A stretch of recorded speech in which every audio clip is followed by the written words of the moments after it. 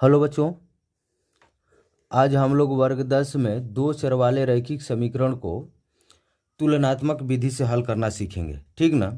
देखिए, आप जो है अभी कितनी विधियों के बारे में पढ़ा है, तो विधियों में आपको जो है वज्र गुणन पढ़े हैं, विलोपन पढ़े हैं और एक जो है प्रतिस्थापन विधि पढ़े हैं।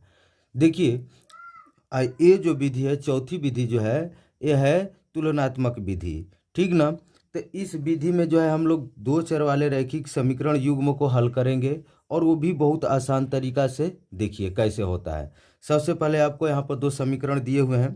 2x प्लस 3y बराबर 7 और 3x माइनस 2y बराबर कितना है, 4 है। इसमें हम लोग का काम करते हैं, इसको समीकरण हम लोग फर्स्ट मान लेते हैं। इसको क्या करते हैं, समीकरण नंबर फर्स्ट मान लेते हैं। इसको समीकरण नंबर का मान लेते हैं, सेकेंड मान लेते हैं। ठीक।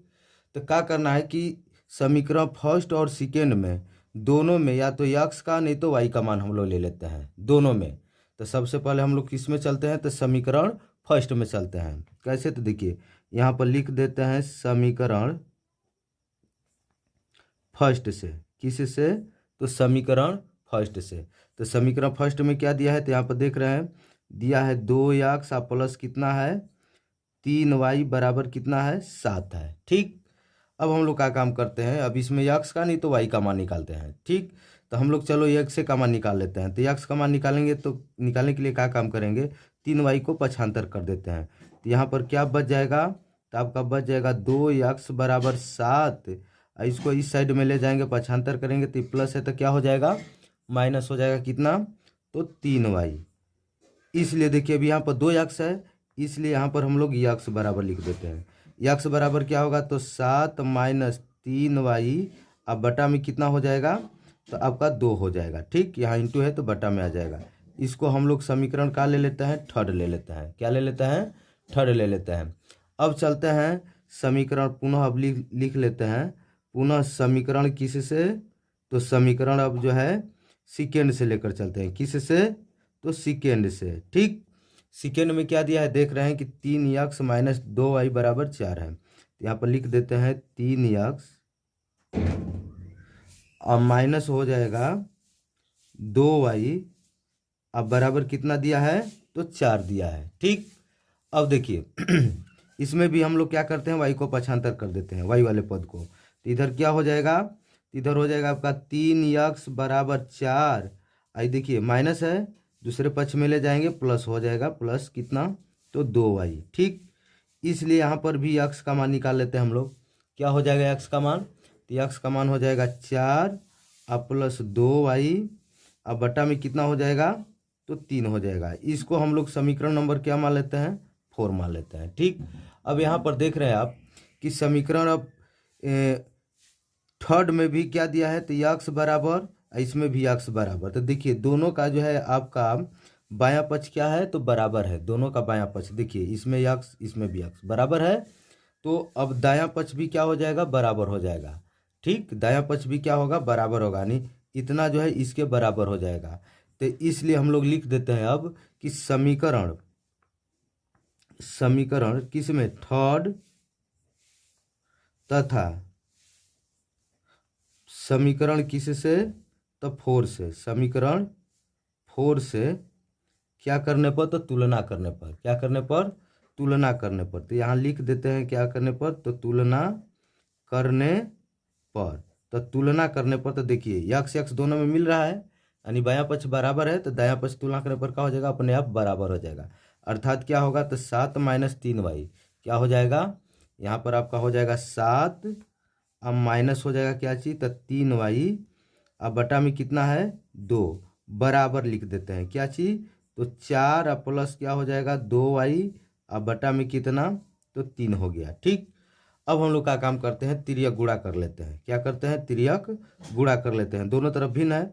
देखिए 2 में पहले इसमें गुणा करते हैं, तो 2 में 4 में गुणा करेंगे क्या हो जाएगा, तो 8 हो जाएगा, प्लस है। अब देखिए 2 में 2 से गुणा करेंगे तो क्या होगा, 2y से, तो ये हो जाएगा 4y बराबर। अब इसमें करते हैं 3 में 7 से गुणा करेंगे तो क्या होगा 21, माइनस 3 में 3 का गुणा करेंगे तो क्या हो जाएगा 9y। ठीक। अब क्या करते हैं आगे हम लोग कि अब यहाँ पर y को y तरफ और अचर पद को देखिए 4y और 9y, ठीक ना, ये चर राशि है। तो इसको एक साइड में कर लेते हैं, 8 को, और जो 21 है अचर राशि है इसको एक तरफ कर लेते हैं। तो यहाँ पर क्या देखिए 4y पहले लिखते हैं, तो 4y, आप 9y को इधर पक्षांतर कर देते हैं, माइनस है तो बराबर के साइड में आएगा, क्या हो जाएगा, तो प्लस हो जाएगा 9y। बराबर में क्या है, तो देखिए 21, आई इधर ले जाएंगे, इसको प्लस है, इधर पक्षांतर करेंगे तो क्या हो जाएगा, माइनस हो जाएगा 8, ठीक।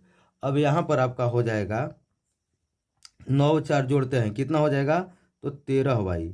अब बराबर क्या हो जाएगा, 21 में से 8 निकलेगा, कितना बचेगा, तो 13। 13y बराबर कितना हुआ, 13। इसलिए y बराबर, तो 13 के बटा में क्या लिख देते हैं, 13। इसको कटा देते हैं, कितने बार में कट गया, तो एक बार में कट गया। y बराबर कितना आया, तो 1 आया, ठीक। y बराबर कितना आ गया, 1 आ गया। अब हमको जो है y का तो मान निकल गया, लेकिन हमको किसका मान निकालना है, अभी यक्स का निकालना है। तो देखिए आप यक्स को निकालने के लिए आपके यहाँ पर आपको 4 समीकरण दिए हैं, ठीक। देखिए यहाँ पर पहला भी दिया है, दूसरा भी दिया है, तीसरा दिया है, चौथा दिया है, ठीक।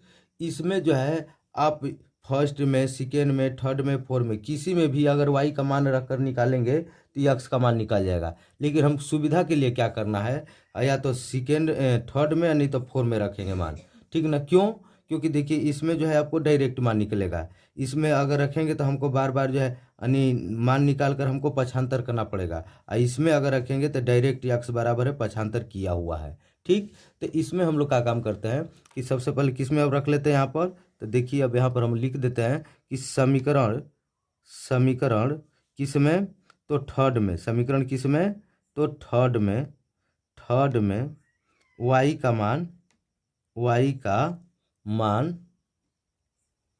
रखने पर, y का मान रखने पर, तो देखिए थर्ड क्या दिया है, तो थर्ड है आपको दिख रहा है यक्स बराबर कितना है, यक्स बराबर 7 - 3y, यक्स बराबर 7 - 3y।